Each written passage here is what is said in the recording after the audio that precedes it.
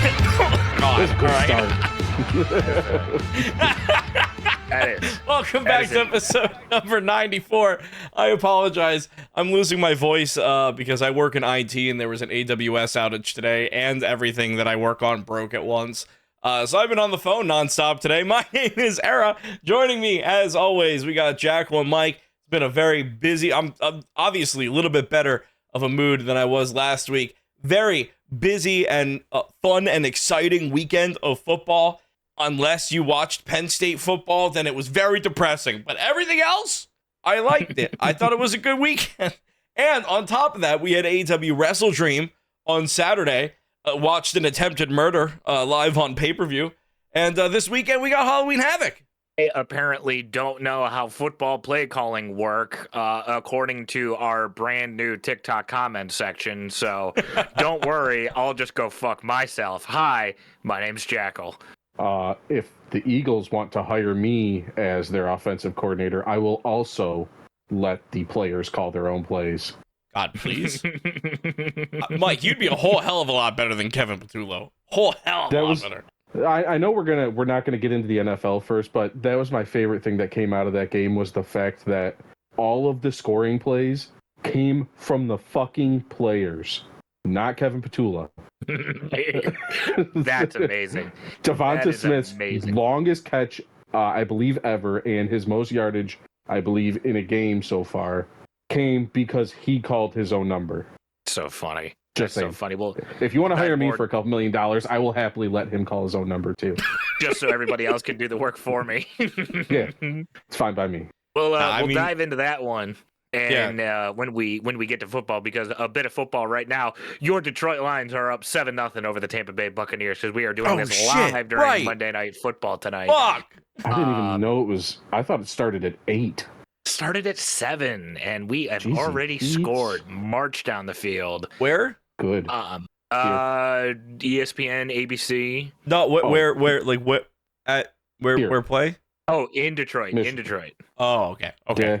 Wow. That's an We got early our start for alternate Detroit. unis. Weird. Kind of sexy. That's because they do that. You know, we're gonna have 2 Monday Night Football games. Why? I don't know. Oh, Yeah, it's a double header. Yeah, we got 2 games tonight. It's just the other one's going to start at fucking 10 o'clock at night.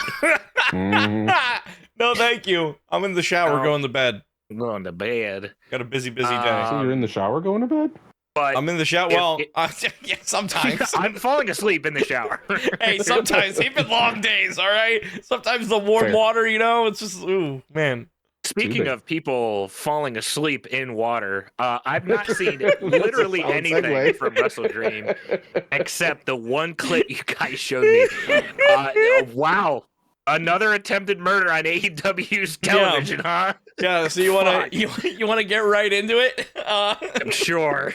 Yeah, AEW Wrestledream fucking happened and pissed a lot of people off. Let's complain about the match that happened at almost midnight. Wow, they're so graphic. It's midnight. Shut your fucking mouth. I'm so glad. Mike and I, when we were talking about this last week, I was like looking. When I get the match cards, I just go to Wikipedia and pull it from there because I know if something's not real on it. So I was looking at it. And Wikipedia had this match first in the card, and I was like, I hope this is not first. And thank God it was a hell of a precedent for the show. Yeah, no, and I mean, listen, I want to.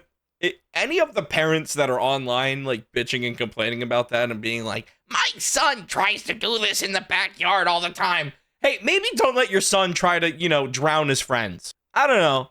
While we're at it, maybe don't let your son try to pile drive his friends, right? Like, man. I've been watching wrestling for 30 years now. I mean, I tried some submission moves, but guess what? I never swanton bombed anybody through 2 tables. I just kind of knew better. So if your kid doesn't, that's on you, Chief. Right. That's on some shitty parenting. That's what I'm saying. Listen, even WWE being PG, it still means parental guidance. Like, yeah. I really Oh no, my son's gonna copy that. How about you don't leave your little crayon-eating crib midget run around with a half-full fish tank with his friends to be like, look, I saw John Moxley do this. Oh, you know what else I saw? John Moxley bleed in every single wrestling match that he does. Let me copy. Parents don't seem to have an issue with that one. Well, I'm just letting you know, crayon eating crib midget is going to be my new fantasy name. I also just want to point out that people are bitching and complaining about John Moxley trying to drown Darby Allin. First of all, guys, this is pro wrestling. They're both trained. They both talked about that. They did not actually try to drown each other on television. Second of all, if you're gonna bitch and complain about this happening and your kid trying to emulate it, weren't they trying to light each other on fire? And sometimes succeeding. Yeah, technically. Right, like, Yeah. It's we've already tried to do sketchy shit. All right, it's fine. Mm-hmm. But I mean, that was not the only crazy spot in this match because in true Claudio Castagnoli fashion, he decided Christ. to throw Darby Allin as far as he possibly fucking could. I don't know if you saw this clip, Jack, but Claudio he's on the side of the ring closest to the stage. Ass man. Yeah, there's two tables set up outside the ring. Claudio has Darby over his head, and he goes over to the two tables, turns around, runs full speed towards the side with the announce table, and just throws Darby Allin through the air like a fucking sack of potatoes. Does he just like bounce off the announce table and just roll into the barricade? Oh yeah, God. it does not break. Yeah, no, it's like the cover pops off, but that's about as much as you get. My favorite thing about this match is that as I'm sitting here watching these clips back, the audience is not cheering. They're not like they don't hate it, but everyone's just in a collective state of shock. It's so good. I am really hoping that's what it is because that like the silence that followed that, I was like, all right, somebody should be making some noise at this point. What's going on? And everybody's just nobody dead silent, and you're like, ooh, I really hope they understand that like somebody could have gotten hurt and that they aren't just like bored.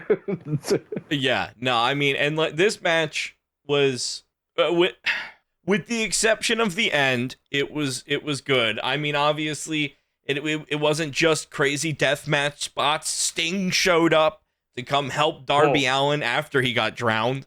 I don't know why he could have shown up while Darby Allin was getting drowned, but I'm not gonna lie, old man Sting kind of looks dope though. Old man Sting with the fucking goatee, yeah, it looks real cool. I think Sting said that like he's not gonna wear the face paint anymore after this year. Like he just wants to. He's still gonna like go to conventions and stuff, but he just wants to, be an old Himself. man. So I'm glad that I got to meet him still while he had the face paint and stuff. But that might be the last time that we see Sting in an AEW ring, at least with face paint on.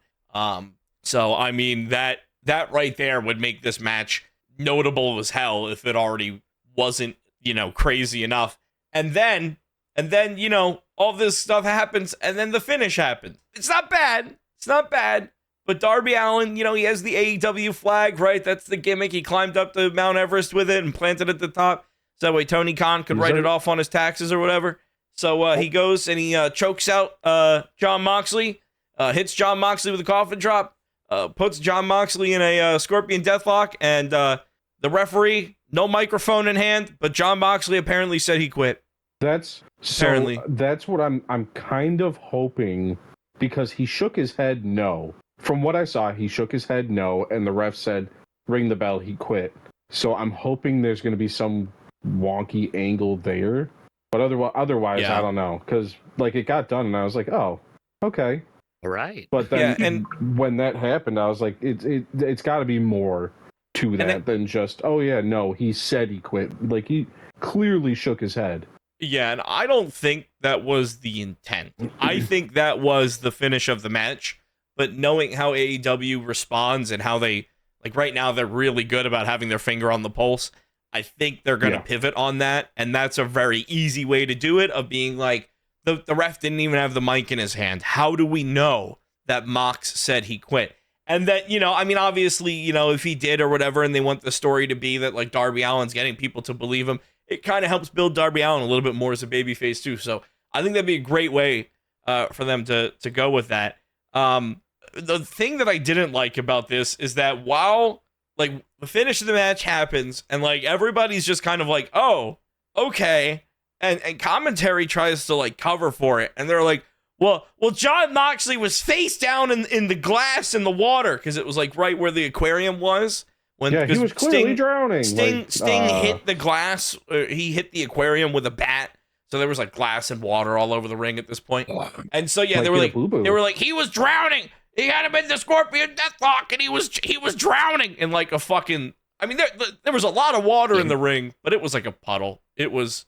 it was like a puddle. He's clearly dying in that tiny puddle right there. And there was no glass. There was no glass in there. There were shards of glass, but the referee had already swept them out of the room. So because that was not gimmicked glass, that's real fucking glass. So you're not gonna keep that in a wrestling ring. So I just wasn't a huge fan of commentary trying to cover for it at the end. Because, again, that's why I think that was probably the intended finish. I think AEW is going to pivot off of it, but still, it was a little odd, a little bit of an odd choice. Yeah. But I get it. A worker's got to work. I get it. I mean, in my very non-avid AEW watching opinion, unfortunately, they have a bit of a track record. And by track record, I mean one other single match very similar to this, where it was like the big fuck off final death match full of explosions and shit and piss everywhere with like Kenny Omega and I think Mox maybe Eddie Kingston. It ended up Eddie Kingston, and it just was sort of fireworks at ringside. The exploding barbed wire death match.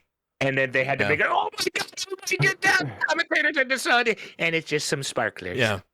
No, my favorite part about that match in particular is the way that Eddie Kingston sells the explosions going off like he just fucking died.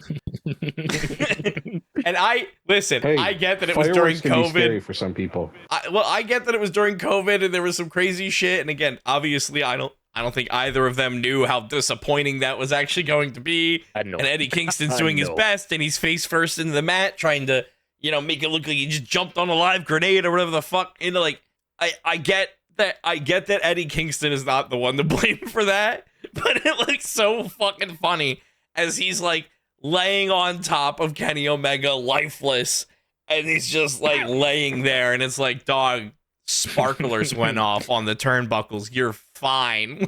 And that to me is the same vibes of commentary trying to say Mox is drowning in a fucking puddle. Yeah. But I mean, thankfully, this wasn't the only match on the card. There were multiple other matches, like Jamie Hayter finally getting a well-deserved win over Tekla. A nice, clean pinfall. Everyone was banned from ringside because Tekla's have her win. Yeah, Tekla's part of the not the Triangle of Death. I got that confused with Death Triangle. Tekla's part of Triangle of Madness, which is Tekla, Julia Hart, and Sky Blue.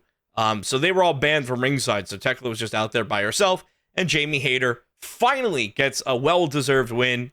And I think, especially seeing how the Women's World Championship match went, I wouldn't mind Jamie's getting another shot, or at least maybe building towards that, kind of chase it for a couple more months. Unfortunately, it looks like somebody else is getting a shot first. Well, yeah, I know, but yeah, the official 12 belt Monet as of this morning. Yeah, the hey, John, you want to call John Cena the GOAT? No. The official greatest of all time, beating Ultimo Dragon's record, the CEO, Mercedes Moné. Yeah, as of this morning, she also won the Winnipeg Professional Wrestling Championship. So she's 12. 12 belts Moné. Yep. I know of everything that you had said in the thing in the past of like how it's going to be like one by one that she's going to build all these up. And it's going to be like when she loses it, whoever beats her, it's going to be like a big deal. I don't know. I think that maybe works for like 3 belts, maybe you can make like 3 new stars. 12 is kind of stretching it, in my opinion.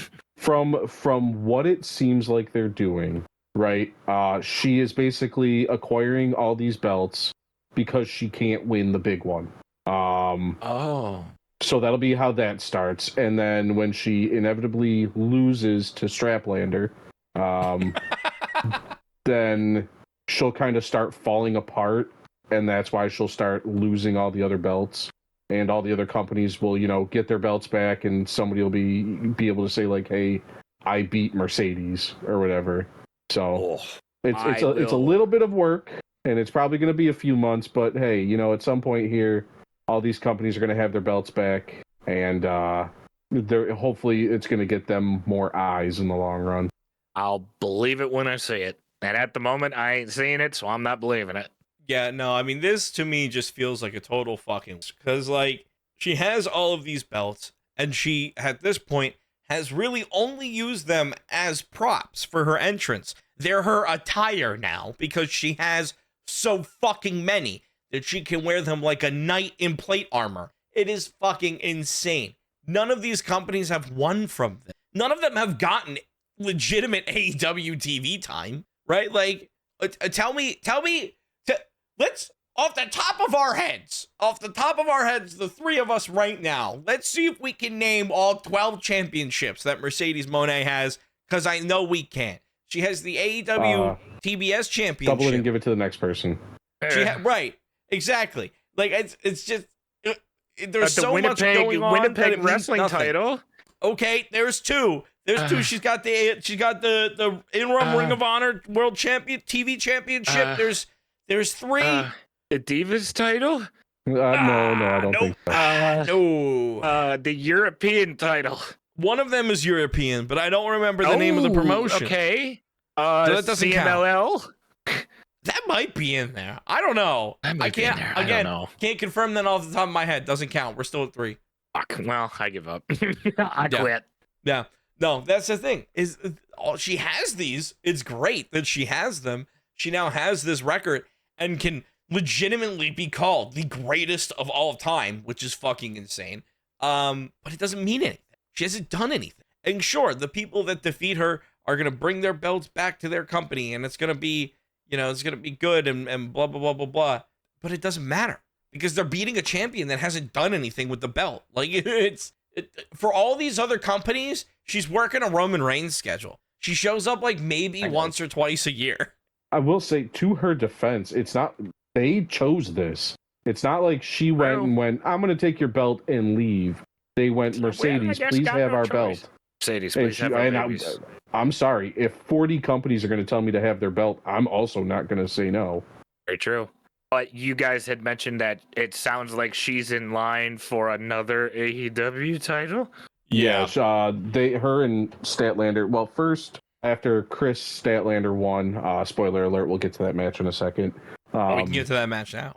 Okay, yeah. Chris Statlander won in a pretty darn good match against Tony Storm. She put Tony in a submission, and Tony said, "You're going to have to fucking kill me," after she had been in it for 2 minutes already, I think. Yeah, it was a long one.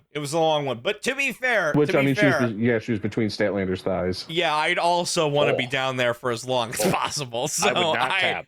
I totally understand. Yeah. So I mean, yeah, fair, very fair, and it went back and forth. Ultimately, Statlander getting the win, and then Mercedes came out and said, "Get out of my ring. It's time for my match." All that shit, and when she did have her match, Statlander came back out, and it looks like they're going to have a match at some point. But Mercedes had to, I believe, cheat to win, kind of, or not. On a scale from 1 to 10, how excited are you for this probable match? -5.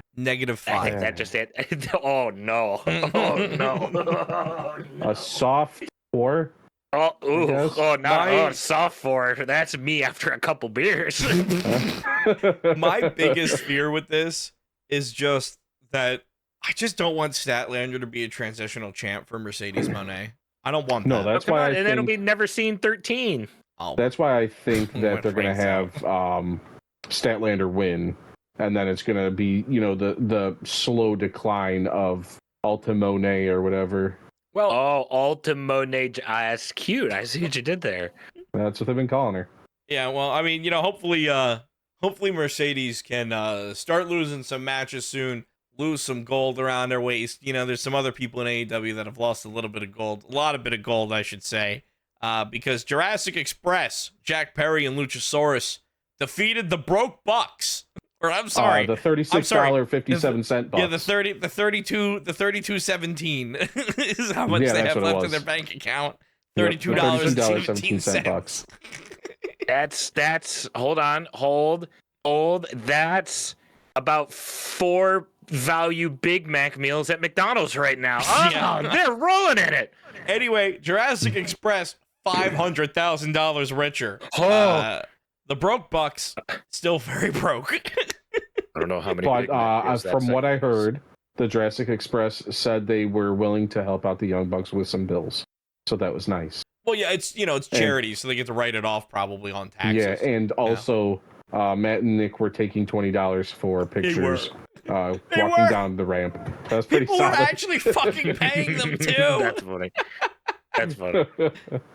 I love everything about this gimmick for the Young Bucks. I mean, like, it was one of those things where it was like when they got done with their EVP bullshit, it was like, all right, cool, we're done that. We get the Young Bucks like wrestling again. Let's see what they can do. And this is like just such a fun spin on it. And then they still put on amazing fucking matches. They're still reminding people, hey, we're the fucking Young Bucks, And I've seen people online talking about like what the Young Bucks are going to do when they retire from AEW. And it's like, man, we did kind of lose a lot of years of the Young Bucks of them just being EVPs, And I don't think their retirement is anywhere close, but at the same time, I'm glad that they're kind of doing stuff like this where they can still be entertaining, but then still also, fucking go when they. Yeah, they did like a little interview when, because Cena's wrapping up, Styles said he's wrapping up next year. Shinsuke, when he was,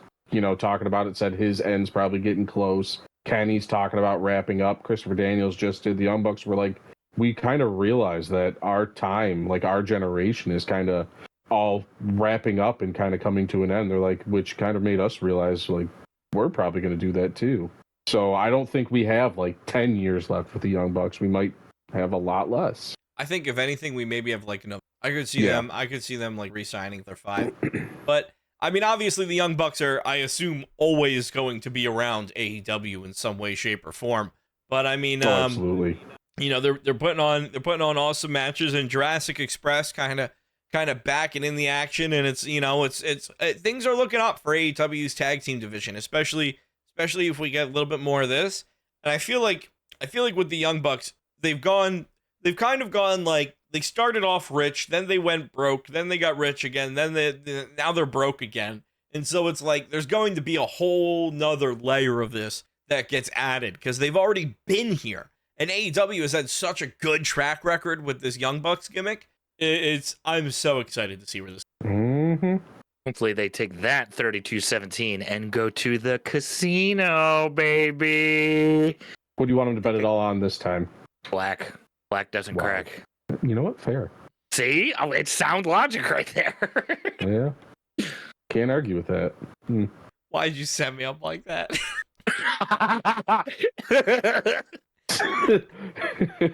What's the next match, Mr. Era? The Tornado Trios match to determine the number 1 contendership for the AEW World Trios Championship. The Hurt Syndicate.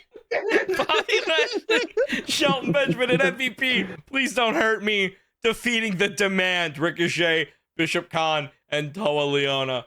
Oh, this was a shorter match. I think it was the shortest one on the card. 13 minutes. So not like short, but shorter. It was good. With the AEW card, a shorter match is a bit of a fresh air, Yeah, it was nice and athletic, I mean, the thing with Hurt Syndicate and the Demand is that they're trying to get you to like hate the Demand, which yes, like I hate the people in that faction, but I mostly just hate Ricochet because I think he's annoying with a microphone. he's not like fun to hate. You know what I mean? It's just like, Is he still Andrew shut the Tate? fuck up. No, now he's like now he's kind of like a comic book supervillain, but he still does his annoying laugh. Yeah, he does that a lot. He's like fucking Ginger Kid from The Incredibles then. Yeah, Kinda. and my main thing though is just that like among the Demand, I don't feel like that faction really has any kind of like friendship or relationship. It feels like it's like purely business between all of them. And like the Hurt Syndicate, that's the gimmick, right? Is that it is purely business. They hurt people, blah, blah, blah, blah, blah. But like it feels like there's some camaraderie again among them. They feel like they're a team. The Demand, it feels like Tony Khan went, well, Gates of Agony is athletic. Ricochet is athletic. If we put them together, we get an athletic trio. And like, again, not bad matches, but it just kind of feels like they're just beating each other up to beat each other up at this point, you know?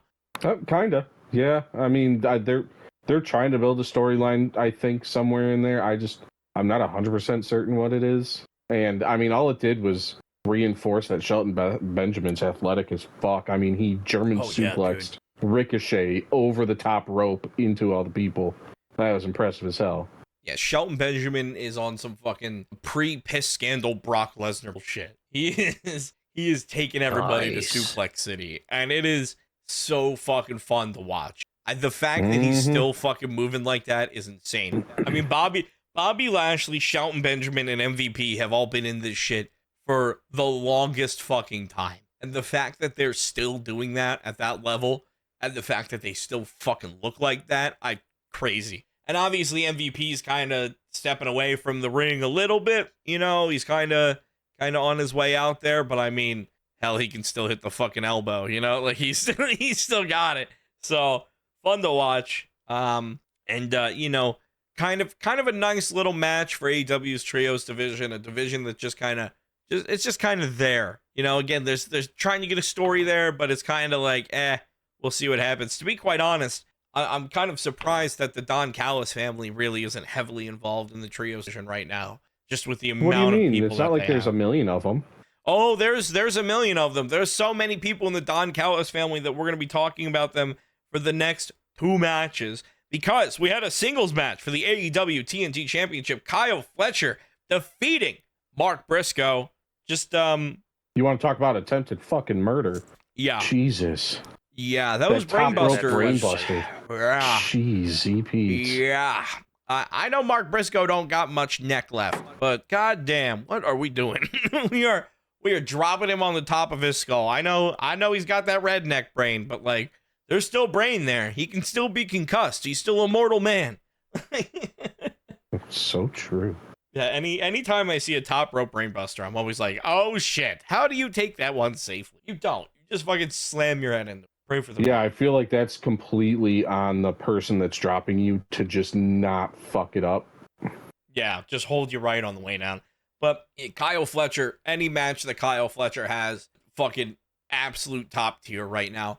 I think Kyle Fletcher very I don't know if I think within the next year Kyle Fletcher wins the AEW because he's on fire right now. I could see him being the guy that takes it off a Hangman. Doing it for the Fletchlights. Doing it for the Fletchlights. And I mean, baby.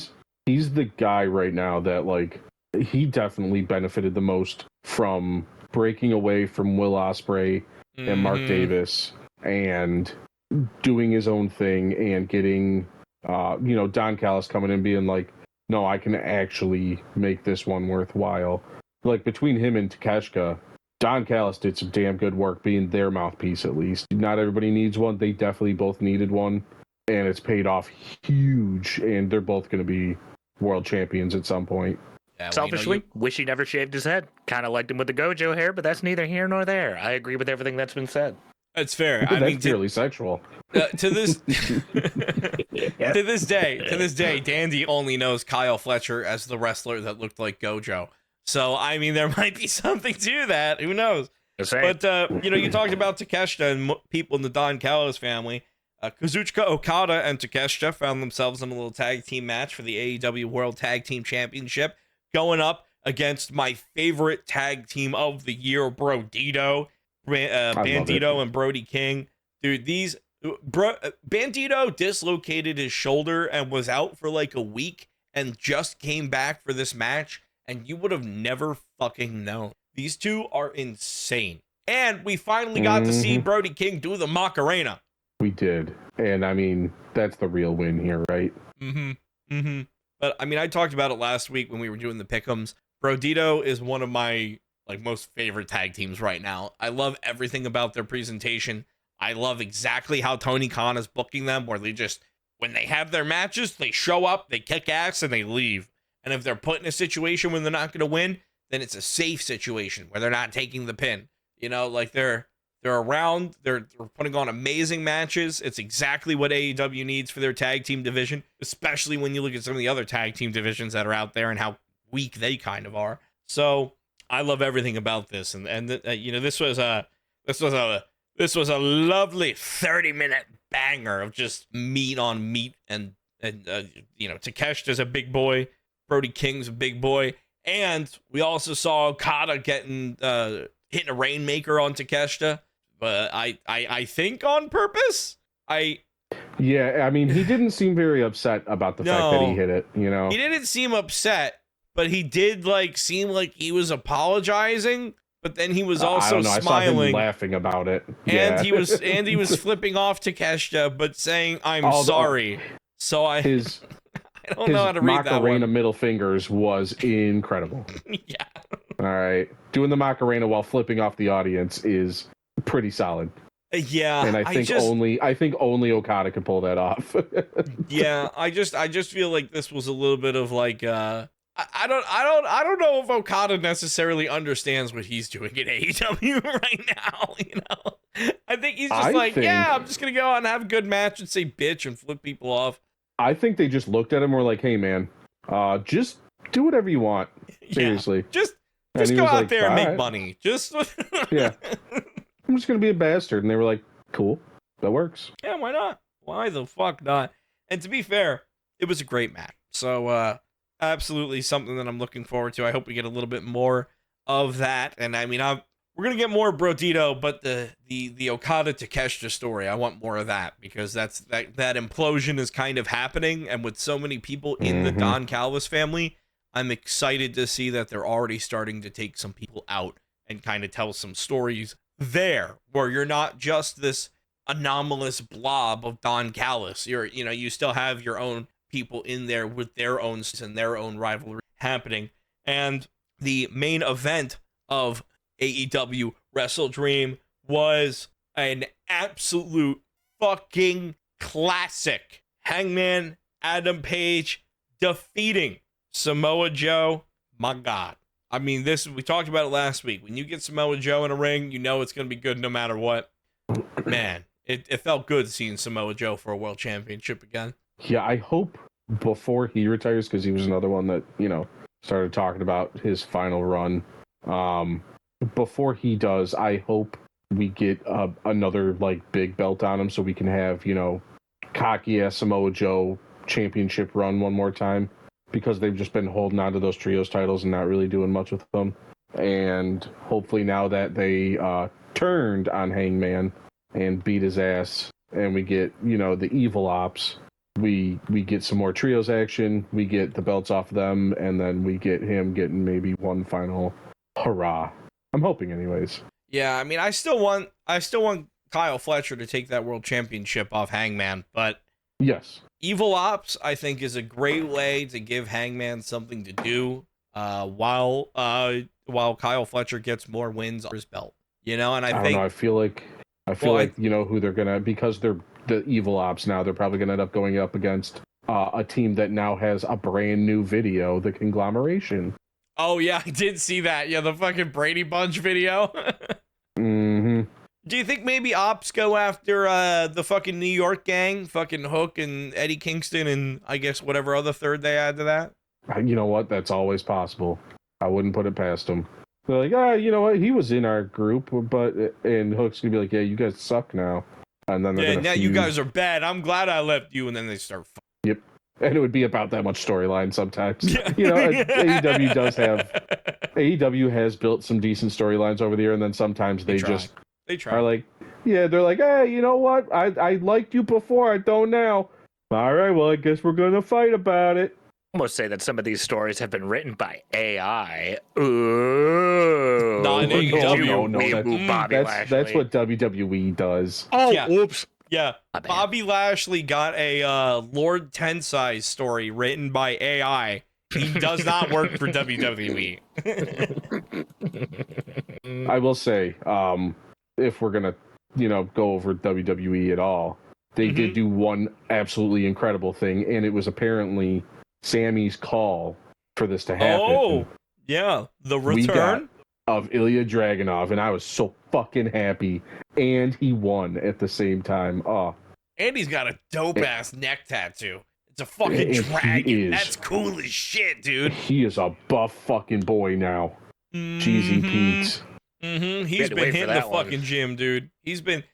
Some wrestlers, you could tell that, like, when they're at home injured, you can tell that they're just working out the entire fucking time.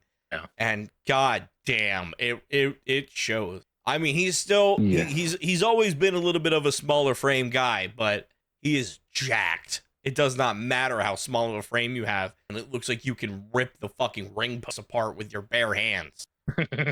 Well, and I can't remember who said it online, but like they were talking about the fact that this is probably the best Sammy has looked in a match in a while, because he was also, again, the one thing Ilya does better than pretty much anybody else, he's going to make you have a physical match. So Sammy was also being physical, and they were just beating the dog piss out of each other.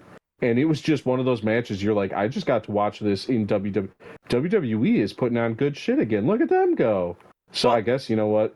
To be fair, if AEW or if AI is writing this for them, it's better than the writers. Yeah. No, I don't think AI was writing this one at all.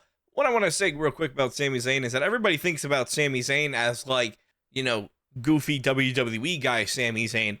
But before he was goofy WWE guy Sami Zayn, he was goofy indie guy El Generico, who still put on fucking bangers of death matches with a man named Kevin Steen, who was Kevin Owens.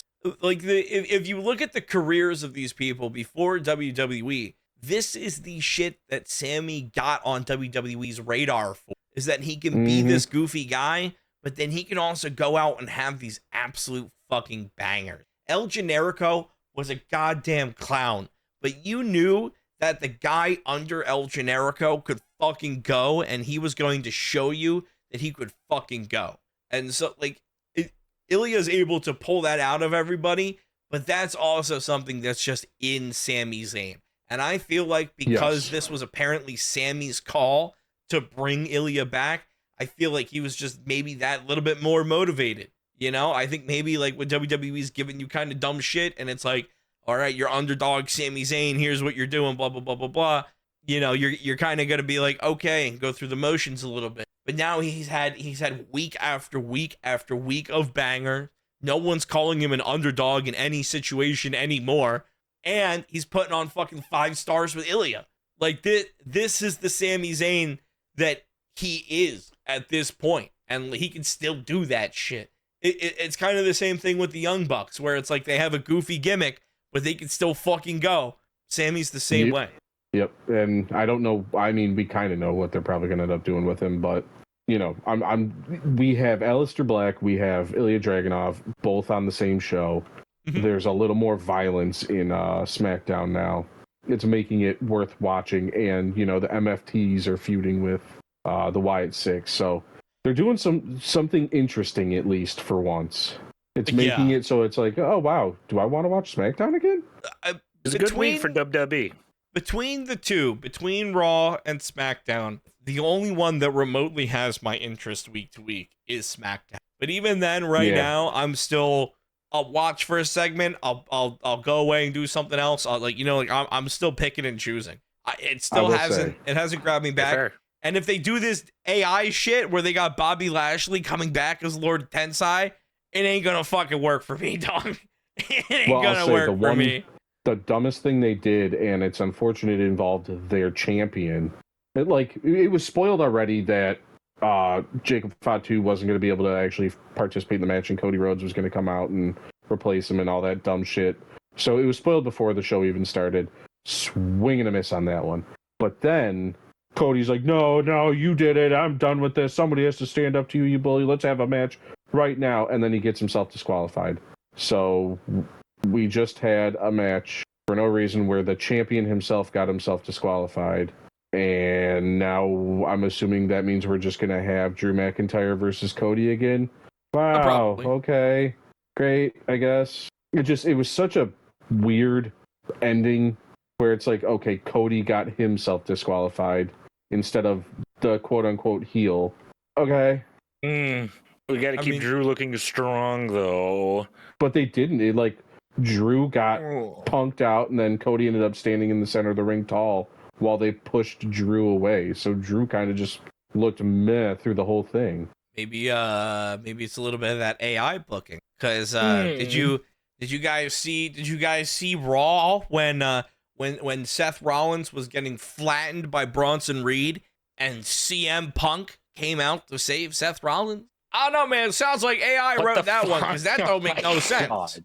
I hate you so much. We're in a blood feud. I hate you more than life itself. My wife hates your wife. Oh, you're getting your ass beat? Ugh, fine. Yeah, it's like guess. It's like I hate you so much that I want to kill you, but also I feel sorry that this man is killing you right now, so I'm gonna come help. Huh? That's like, hey, no, only dog. The I enemy can of call my him bad enemy words. is my friend. Yeah, exactly. It's like no, only I get to beat up. Only I get to beat up Seth Rollins. Only. Yeah. It's I don't know, man. I when I saw this AI shit come out, I was like, I'm gonna start really ripping this shit apart if it doesn't make sense. Because if they're using AI, dog, I don't want to fucking support that. You should hire some real fucking writers. Not that the real writers were always that much better, but at least they were real fucking writers. Like, no, instead we're gonna get a dude from BuzzFeed that uses AI sometimes, and we're gonna have him run stuff. Like, that seems like a real bad idea, folks. Yeah, no, there's a mainly lot because why would you get somebody from fucking BuzzFeed to write anything about your show to fucking begin with? I don't want to hear shit about it being a budget thing either, because of how much they're reporting. Is the largest gate, the largest attendance, largest merch sales, largest ad sales, this, that, money. You got money to spare.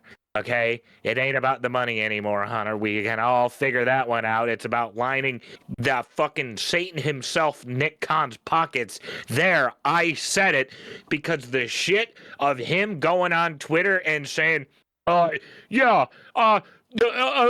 in America will definitely make the travel to the Blood Money WrestleMania because I just expect them to.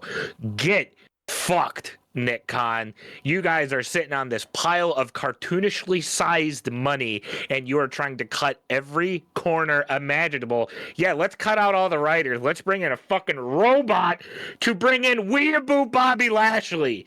Fucking genius. You know, I find it surprising that you call Nick Khan Satan himself, because there is a man out there that is worse than Nick Khan, and it's a man that we have not talked about much on this podcast, on the show, not for a while now, but he's poked his head back up. That would be, yes, Mike, that is the skunk man himself, Vincent Kennedy McMahon Jr. Oh no, who as of a few hours ago was told by the court that as long as he's a good boy for a year, he won't get in trouble for his reckless driving that killed somebody after he found out that Hulk Hogan. Oh. Yeah. My question is, when this Janelle Grant stuff happens, does that count as him being a good boy for a year? Or because that's probably going to close up in 2026, if I had to imagine. It might be like mid 2026, but like, it's a legal process. It has to close relatively quickly. It's a fair and speedy trial. So, I don't know. I don't know if things are looking good for Vince for Vinnie Mac there, but he does look like a skunk with that hair. It ain't good. It ain't good. Oh my God! People that say money don't buy you happiness. Well, money would literally solve any other issue I am having in life, because apparently, you can find out that one of your employees that you had for a long time passed and murder someone with your vehicle inadvertently, and just walk away scot-free because you have money and you're good, and you gotta be a good boy though. Well, he hey, actually has a hate it record of here. driving like that, though. Oh, that's even better. Yeah. And also, No, he just says he was emotionally distraught. I mean, clearly, it also shows that in other sports, NFL, if you are a reckless driver and cause a massive accident and flee the scene, as long as you have money and you're good at the sport, people will also make you WWE type hype videos for when you come back. Looking at you, Kansas City. That was crazy. The fucking hype video coming, insane play. Whoever's running their fucking PR, dog, you need to fucking sit back and reevaluate. That was not the fucking time. Taylor Swift. Oh, you think Taylor Swift was like, put it on the Titantron? Yeah. Yes. I don't know about him, but everyone else does. That verbatim how that meeting went. I know it for a fact. It sucks that, the Lions had what happened to them last week, sure. And of course, they get this big grand return blow-off game for Rashee Rice and the Chiefs.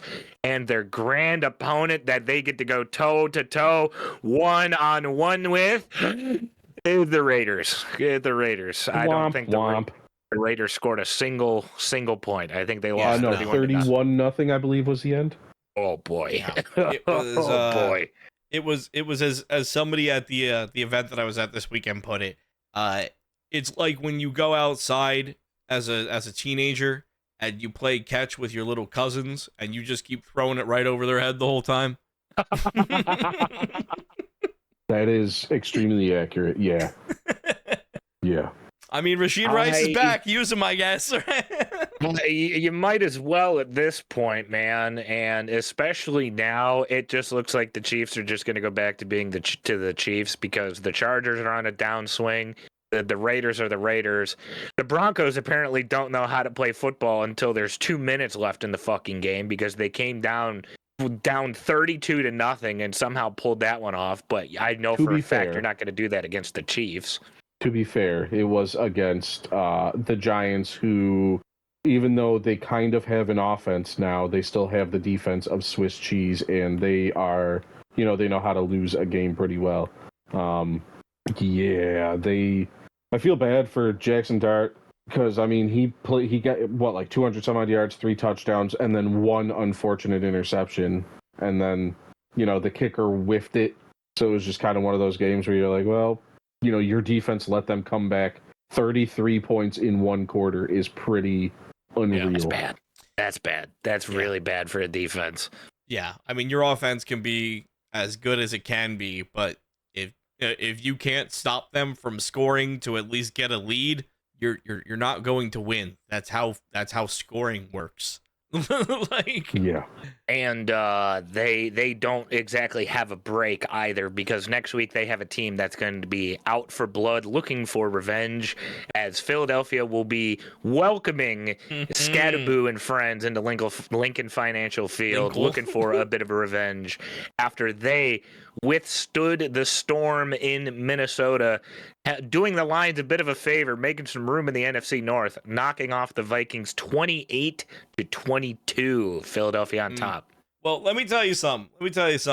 It might be a little bit easier for the Giants next week, because Cam Jurgens is still fucking out for his knee, and two of our linebackers, Azeez Ojulari and Jeremiah Trotter, are out with hamstring injuries as well. So defense might not look too great, and also tush pushes might not look too great. I don't know if you're aware of this. The center, pretty important for a tush push. So we'll see. I mean, the nice thing about this game against the Vikings, though, is that I feel like it kind of helped the offense get a little bit back in a rhythm. And I don't know. It didn't feel like perfect, you know. I mean, the Vikings still got a little close there, but Yeah. listen, better than last week. So I'll take it. And hopefully we can dick stomp the CTE Giants. I all really you have think to do is go ahead.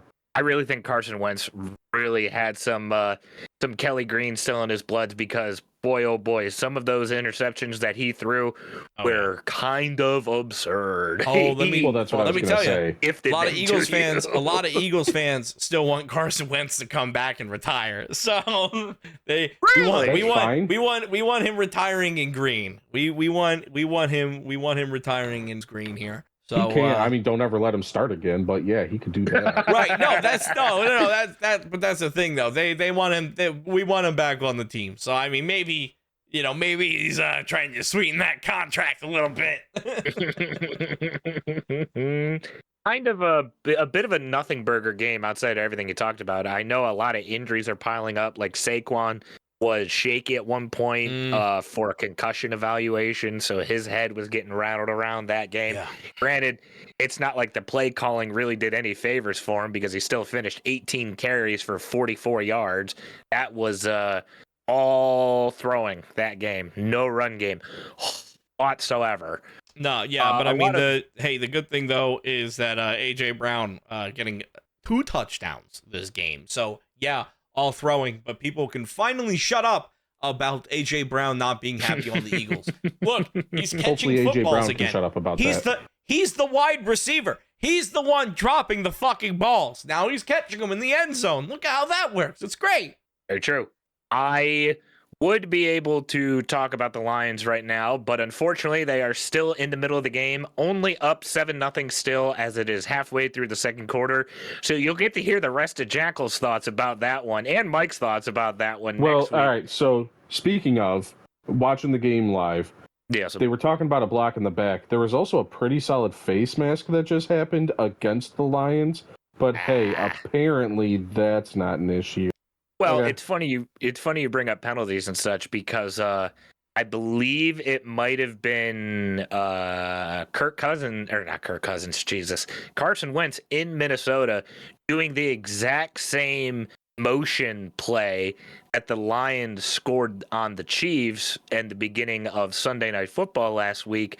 And oddly enough, there was no flag up in Minnesota when the Vikings essentially did the exact same play that the Lions did. I'm not saying I'm a conspiracy theorist. I just point things out, you know? How strange. Things that were also strange is the fact that Penn State had Bo Pribula on the sideline and unfortunately could not keep the man there. And they have a backup quarterback in the game now who is definitely not as good as Bo Pribula. Ethan Grunkmeyer. What a name. As they ended up losing to Iowa 25-24.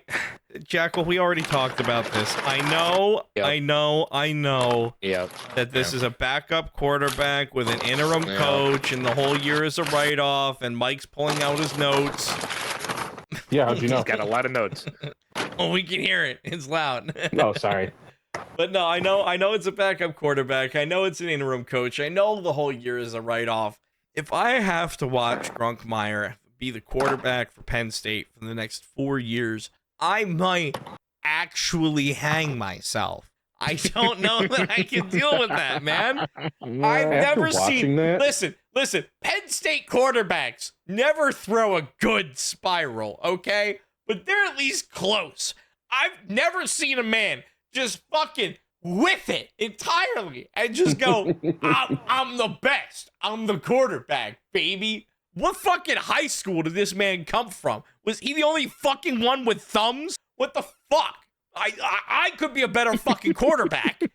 He's sitting behind fucking Penn State's O-line. He has all fucking day to sit there. Yet he still can't. He's still going fucking, what was he, 15 for 28, 2 interceptions? Fuck off, man. Fuck off. 93 yards. Not even 100 yards. Well, also, again, on the same side of the coin, Mark Gronowski, the Iowa quarterback, 10 for 16 for 68 yards. So That's if good. the Eagles Strong. game was all passing, the Penn State game was all rushing because holy Lord. Usually how it goes. Yeah. Well, hey, Wow. real quick. That's what I learned from this game is that we need to keep getting running backs whose last name ends with O-N. Okay. Saquon, amazing. Katron, amazing. We need to keep this going. All right. We need to try this out. We can get more next year, and we just got to keep adding. If the first name ends with O-N, I want them on Penn State. Gotta get some stuff going because the Penn State job is going to be one of the most lucrative jobs that the coaching carousel will be up for grabs for, and one of them that a lot of people are calling for but more than likely will not get is that Michigan Wolverines coaching position, as they ended up fending off the Washington Puppies 24-7 Saturday at the 12 o'clock slot. Mike, what did you think about this one? It went better than I expected. When that game started, I was like, oh boy, here we go.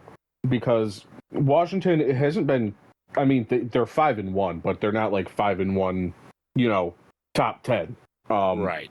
But it was one of those games where I was like, well, this is the game. If we lose, we know how the rest of the season goes. But they won, and I guess it was fine. It's still, you can still tell, like, what they need for Christmas is some actual wide receivers. Yes. Because, yeah, we have running backs, but, oh boy, you can't throw to just your tight end and just your running backs the whole game. And when your wide receivers are dropping, like, half the passes that hit their hands, doesn't do much. If I never see Samaj Morgan take another wide receiver snap at the University of Michigan, I will be a happy, happy boy. I was very impressed with the second half. It made me feel a lot better about everything moving forward. That felt like some good old Michigan football. Felt like we got some takeaways. Felt like we were actually able to move the ball a bit more. Felt like Bryce Underwood was doing $12 million things. It's about time. And look at what happens when you actually open up the playbook and you don't spam run over and over and over. It's kind of crazy how that one works. Oh, Sharon Moore doesn't call the plays. Sharon Moore doesn't call the plays. The offensive coordinator calls the plays. Yeah, who do we think that he works closely with? You fucking numpty. Piss off, man. I have one thing to say about this game, and as a Michigan fan, it hurts to say, but they're right. And I don't like telling people when they're right that they're wrong. What Ryan Day is to Ohio State, Sharon Moore is now to Michigan. Ooh. Unfortunately, I do think that this man was born on third base and has inherited all the work that Jim Harbaugh has done. Yes. Until he actually does something with it and starts to string some shit together, that is the narrative that I have going forward, and that is all I'm going to say on the matter. No, I'd agree with that. I mean, you watch him and you're like, okay, he definitely has something to prove. Hopefully he can, but I also think, again, this isn't necessarily the season that's going to happen when you have the number one prospect quarterback in the country and you gave him no weapons to work with. I know. Makes it tough. I know. Makes it tough for him to be what he's supposed to be. Obviously, time will tell, but Mike, I'm just saying the whole thing of Sharon Moore showing up to a press conference in a fucking Carhartt jacket saying, "Oh, we got to get back to work," made me want to eat my shoes for dinner.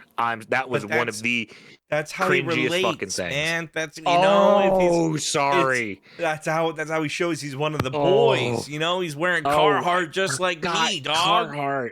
Oh, he's one of the guys. Oh, adoy. My bad. Listen, the chill is here. The Carhartts are on. High Vis is off. Carhartts are on. All right? And he's... I forgot. He's one of the boys. What do you mean you forgot? Louise. I saw Carhartts were on my For You page last week, dog. He's still doing that shit.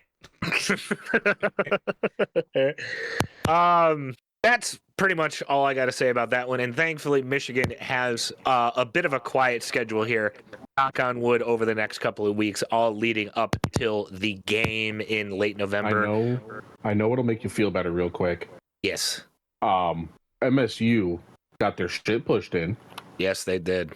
By Indiana. Indiana's still showing they are very dominant against a Michigan State team that is playing a whole lot of average. But I was watching that game, and I was just like, oh man, they don't stand popsicles chance in hell against this Indiana team. They were competitive for like the first 3 minutes of the game, and then it was all Indiana after that. Michigan's going up against Michigan State next week. Then in order, I believe it's Purdue, Northwestern, and Maryland. So it should quiet down for Michigan a bit leading up until the game, which I believe would put us at 9-2. I hope, again, knock on wood. That's not for a couple weeks. What is now... we're going to do some quick rapid fire pick 'em because I know we're getting right to the point we're about to end here. So we'll do rapid fire, no think. First thought that comes to mind. We got three ranked matchups. We're going to do these two. Up first, Ole Miss, Oklahoma. Who you got? Oh boy. Now I'm having a brain fire. Did Ole Miss, they lost this week, didn't they? I believe they ended up losing a very close game to Georgia. 43-35. Very close. I want to pick them, but I don't know, man. Something just is telling me Oklahoma for some reason. So give me Oklahoma. I think Ole Miss is going to win, but I'm going to pick Oklahoma today. I think Oklahoma's actually looked a bit shaky past couple of weeks ever since losing Red River. I'm going to lean Ole Miss here, actually. Boomer Sooner! Give me Oklahoma. Oklahoma, baby. Going good old JR proud. The other ranked matchup will feature the College Game Day location as they are heading over to Nashville, Tennessee to see the Vanderbilt Commodores taking on the Missouri Tigers because, gentlemen, this is the first time in forever where Vanderbilt, yes, you heard me right, Vanderbilt is ranked in the top 10. Oh, yeah. That is crazy. We are living in the opposite times. Dude, they are still riding that high of beating Alabama last year. It is insane. Vandy 10, Missouri 15. Unfortunately, I do think this is where the Hollywood season comes to a close. I do think Bo Pribula and Missouri end up picking this one up. I don't. Give me the fucking Cinderella story. Yeah, there you go. Yeah, I mean, I'm liking Vanderbilt too much this year. I love the fucking run that they're on. I want Vanderbilt to win the fucking Natty this year. Give me Vanderbilt. Uh-oh. Good news for Lions fans, bad news for Bucks fans. Mike Evans is down and, doesn't look good. Down and not, moving. He does not look like he knows where he is at. Well, he's up now. We'll quick kind of blow through the NFL real fast here.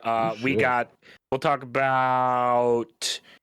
Thursday night football and Sunday night football. We'll bring in the NFC North into this one. Thursday night, Minnesota taking on the Chargers and Jim Harbaugh. Vikings, Chargers, Thursday night. Chargers all day. That's all I got. I hope I want Chargers to win, but I hope Justin Jefferson has a really good game because that would help me out in fantasy. That would really help me out. So Chargers in a shootout. Is Carson Wentz okay? Is he injured? No, well, the Vikings did beat the shit out of him, or the Eagles did beat the shit out of him during the game. I think but he should still play. I believe by next week or by Thursday they're talking about JJ should be back. JJ may be back.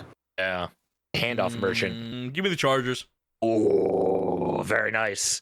And Sunday night football, we see the return as Aaron Rodgers gets to take on Green Bay one more time after losing the Unk Bowl this week. It is Green Bay versus Pittsburgh in Pittsburgh, Sunday night football.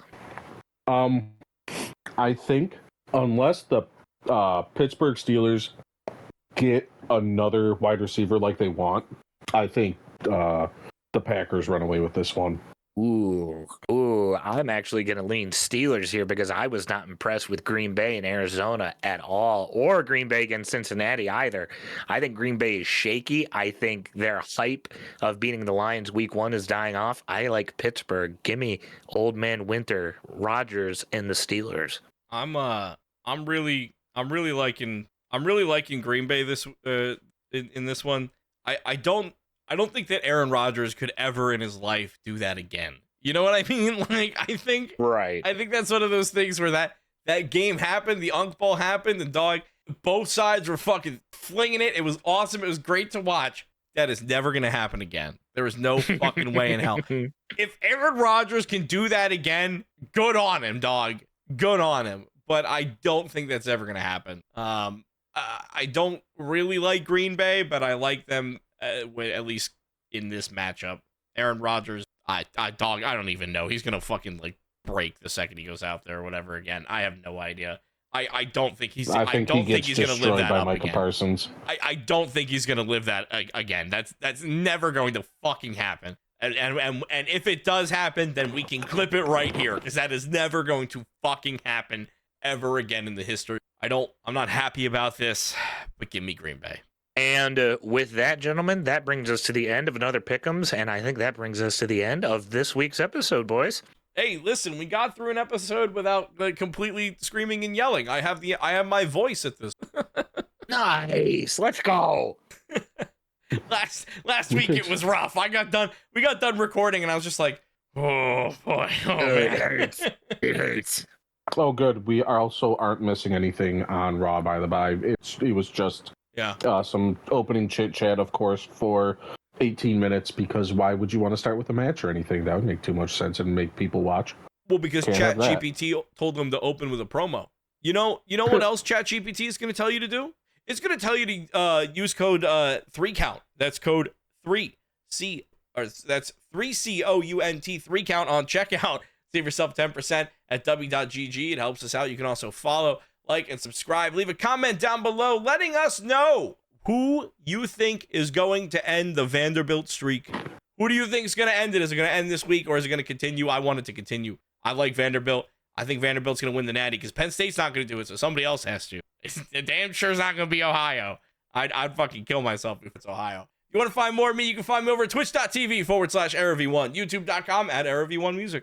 If you didn't enjoy the things I said, don't worry. I'm outside in a Wendy's dumpster right now trying to find the illustrious 4 for 4 that was on the menu but is now no longer on the menu because capitalism has killed this country. However, if you did enjoy the things I said, youtube.com/JackalJoker or twitch.tv/JackalJoker work just as good. And you should download this podcast. You should make us your playlist for everything, and I do mean everything, if you know what I mean. And if you didn't like any of this, that's okay. I am slowly being warped into the matrix of video games, and I don't know how to get out. Oh. Have you tried turning it off and turning it back on? No, if you turn it off, I die in real life. Oh, no! Yeah. Don't turn off the console or the TV? Well, I guess you're going to have to find out. Era, I'm just gonna